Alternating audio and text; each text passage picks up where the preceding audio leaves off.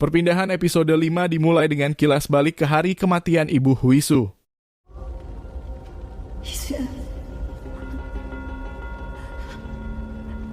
Mereka terlibat dalam kecelakaan tetapi dia tidak berhasil. Saat ini Huisu berada di SMA Jongwon, tempat dia menghabiskan hari-harinya belajar dan berlatih keras. Seperti biasa, Bong Seok ada di sisinya membantu dan merawatnya. Meskipun dia tahu dia tidak akan terluka, dia tetap bersikeras membersihkan lantai agar dia tidak terpeleset. 미끄러지면 다치잖아. 안 다친다. 못 믿어? 나 17대 1이라니까. Huisu bertanya mengapa dia tidak pernah bertanya apa yang terjadi dalam pertarungan yang menyebabkan dia pindah. Hal ini mendorong Bong Seok untuk memberitahunya bahwa dia berhati-hati karena dia tidak ingin dia menghidupkan kembali kenangan buruk itu.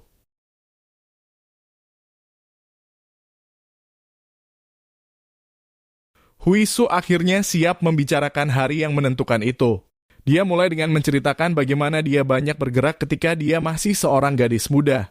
Dia merasa ayahnya selalu lari dari sesuatu. Mereka akan tinggal di suatu tempat tidak lebih dari 3 tahun sebelum pindah. Ayahnya bekerja keras untuk menafkahi keluarga.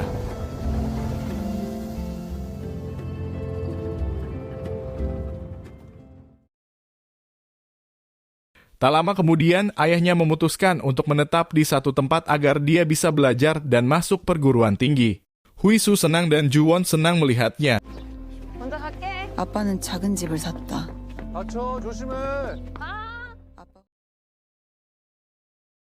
Masalahnya dimulai ketika seorang gadis baru bergabung dengan kelas senior. Namanya Hyewon dan dia berasal dari keluarga kaya yang menyebabkan beberapa gadis iri padanya. Sekelompok pengganggu bergabung dan mulai menindas Hyewon terus-menerus. 싫어?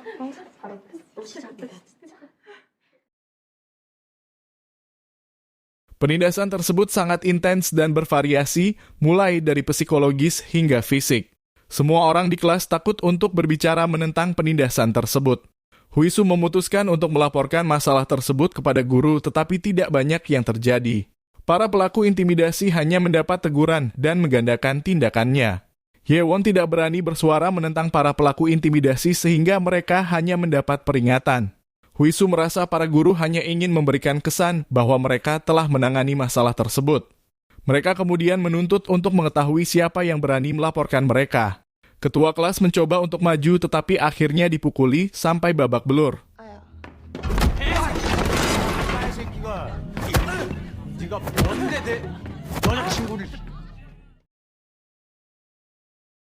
Huisu akhirnya merasa bersalah karena melaporkan masalah tersebut dan siswa lainnya dipukuli. Dia mencoba meminta maaf padanya tetapi tidak tahu harus mulai dari mana. Huisu mencoba bertahan lebih lama tetapi keadaan semakin memburuk bagi Hyewon. Dia mencoba memikirkan ayahnya dan tetap diam.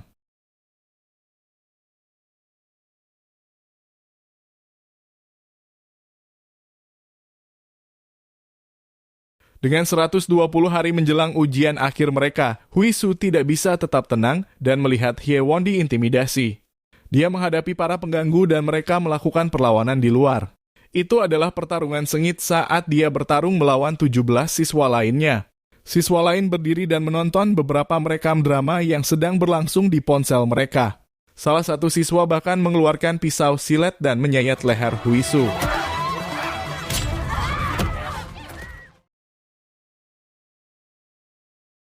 Yang lainnya memukul kepala Huisu dengan keras dengan batu. Namun, Huisu beregenerasi dan sembuh dalam hitungan detik. Pengganggu terakhir yang masih berdiri menjadi ketakutan setelah melihat Huisu segera sembuh dari lukanya. Ini adalah pertama kalinya Huisu menyadari bahwa dia berbeda. Pertarungan berlanjut dan dia akhirnya menang tanpa satupun luka di tubuhnya.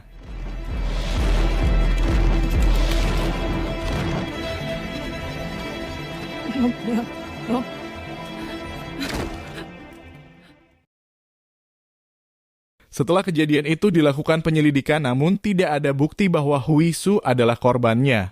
Siswa lain yang terlibat dalam perkelahian itu terluka parah tapi dia baik-baik saja. Dia akhirnya dikeluarkan karena menggunakan kekerasan di lingkungan sekolah. Siswa lain terlalu takut untuk mendekatinya. Huisu juga takut pada dirinya sendiri, jadi dia bertanya pada ayahnya ada apa dengan dirinya. 난 다친 것도 상처도 없었다. 내가 아빠를 힘들게 했다.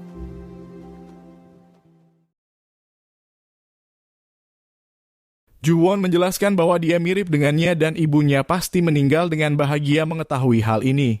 Ju-won menggunakan semua uang yang dia miliki untuk membayar penyelesaian dan mencegah pihak lain mengajukan tuntutan. 잘못된 거 보고 못 참는 건 너 엄마 닮아서 그렇고. Tidak ada sekolah yang mau menerima Huisu sampai SMA Jeongwon hadir. Jauh dari kilas balik Huisu, kita melihat Ju-won kembali menjadi pelanggan kasar dari malam sebelumnya dan menempatkannya di tempatnya. Pelanggan membayar tagihannya dan dalam perjalanan keluar Ju-won menyadari ada banyak polisi di gedung tersebut. Ia sangat tertarik dengan kehadiran agen intelijen nasional. Dia menciptakan kecelakaan kecil untuk mengeluarkan agen NIS sehingga dia bisa melihat siapa mereka. Sementara itu, Mi-hyun mengetahui adanya pembunuhan di dekatnya melalui internet dan memutuskan untuk memeriksa lokasi kejadian dari jauh. Dia melihat lelucon kecil Ju-won dan melihatnya pergi. Namun dia gagal melihat wajahnya, hanya logo restorannya. Di sisi lain kota, Bong Seok dan Huisu pergi makan siang. Bong Seok mengemukakan cara kerja ingatan karena dia terpesona oleh ilmu di baliknya. Huisu memberitahunya tentang kenangan kecelakaan ibunya, yang merupakan satu-satunya kenangan yang dia miliki tentang ibunya. Dia tidak yakin apakah ibunya menangis atau tersenyum padanya. Setelah makan siang, mereka kembali ke auditorium dan Huisu berterima kasih padanya karena telah menemaninya. Tentu saja, anak laki-laki kami Bong Seok mencoba menyangkal bahwa dia datang untuknya. 같이 있어주는 거냐? 아닌데? 맞네, 같이 있어주는 거네. 아닌데? 맞는데 뭐. Kembali ke kantor pusat NIS, Woo-on-kyu memberitahu Yongjun tentang perkembangan terkini. Sejauh ini mereka telah menutup semua kasus pembunuhan sebagai perampokan dan menghapus semua bukti insiden tersebut secara online. Mereka juga mendapatkan jenazah para korban dan meminta NFS memprosesnya sebelum pemakaman.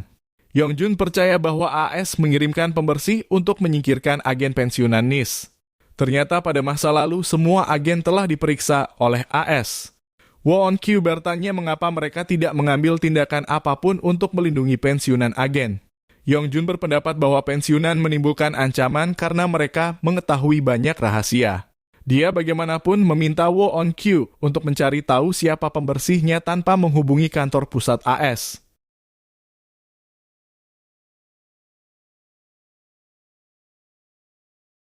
Sementara itu, Frank muncul di upacara pemakaman salon untuk memeriksa apakah dia punya anak. Ternyata dia punya satu anak kandung yang meninggal beberapa tahun lalu. Dia kemudian mengadopsi banyak anak dan membesarkan mereka dengan semua cinta yang bisa dia kumpulkan. Mendengar hal ini sepertinya sangat mempengaruhi Frank. Kami kembali ke markas NIS dan kami melihat kepala sekolah Jo Ra-hyuk melapor ke Yongjun. Terungkap bahwa dia setuju untuk menerima Huisu setelah mengetahui bahwa dia memiliki kemampuan regenerasi. Dia secara pribadi mewawancarai para pengganggu yang dipukuli Huisu untuk memverifikasi informasinya. Perubahan lainnya adalah SMA Jeongwon adalah bagian dari proyek rahasia NIS. Ra-hyuk bertugas mengawasinya. Ia berharap tahun ini mereka bisa mendapatkan hasil dengan lulusan yang mereka terima. Yongjun ragu dan mengingatkan Ra-hyuk bahwa proyek tersebut harus dirahasiakan. File-file tersebut juga perlu dilindungi. Di tempat lain, Bong Seok dan Huisu pulang. Bong Seok memberitahunya tentang bagaimana ibunya selalu protektif. Dia menyebutkan bahwa dia yakin ibu Huisu tersenyum di saat-saat terakhirnya karena dia yakin Huisu tidak terluka. Hal ini sangat menyentuh hati Huisu yang mulai menangis dan mengingat saat-saat terakhir ibunya. 아빠 닮은 거 기뻐했을 거야.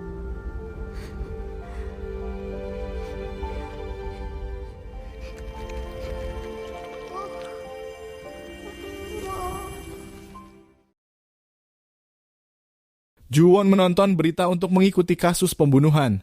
Dia tidak bisa berhenti memikirkan agen NIS. Sementara itu, Frank mengunjungi pemakaman yang Seok tapi tidak melihat Gedu. Gedu terluka dan berduka atas ayahnya. Dia memegang benda terakhir yang dipegang ayahnya dan melihat momen terakhirnya.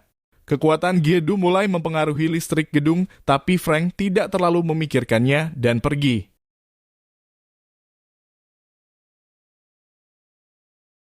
Minggu baru mendekat dan para siswa kembali ke sekolah. Pengganggu kami, Kisu, juga kembali dengan tertatih-tatih. Namun kami lebih kaget melihat murid baru, yang kebetulan tak lain adalah Haewon. Sepertinya ini kejutan yang menyenangkan bagi Huisu yang tersenyum saat Haewon memperkenalkan dirinya.